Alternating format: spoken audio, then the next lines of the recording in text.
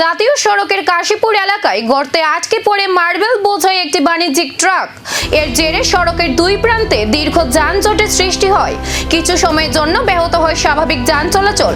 স্থানীয়দের দাবি, জাতীয় সড়কের বেহাল অবস্থার কারণে এই ঘটনা ঘটেছে। তাদের অভিযোগ, চম্পকনগর থেকে চন্দ্রপুর পর্যন্ত রাস্তার সংস্কার ও নির্মাণ কাজ চলায় বিভিন্ন স্থানে গর্ত ও অসমতল অংশ তৈরি হয়েছে। এতে প্রতিদিনই যানবাহন চালকদের সমস্যার মুখে পড়তে হচ্ছে।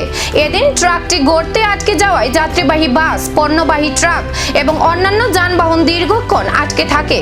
পরে স্থানীয়দের সহযোগিতা এবং সংশ্লিষ্টদের উদ্যোগে ট্রাকটি সরানোর কাজ শুরু হয়। এরপর ধীরে ধীরে যান চলাচল স্বাভাবিক হয়। স্থানীয়রা দ্রুত রাস্তার সংস্কার কাজ সম্পূর্ণ করে নিরাপদ ও স্বাভাবিক যান চলাচলের ব্যবস্থা করার দাবি জানিয়েছেন।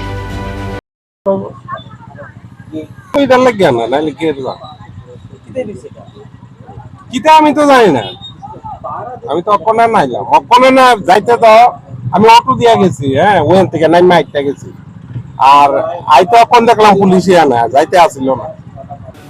জাতীয় সড়কের এই ভোগান্তির স্থায়ী সমাধান কবে শেষ হবে, সংস্কার কাজ আর কবে স্বস্তির নিঃশ্বাস ফেলবেন সাধারণ মানুষ, এখন সেই প্রশ্নই ঘুরছে স্থানীয়দের মনে।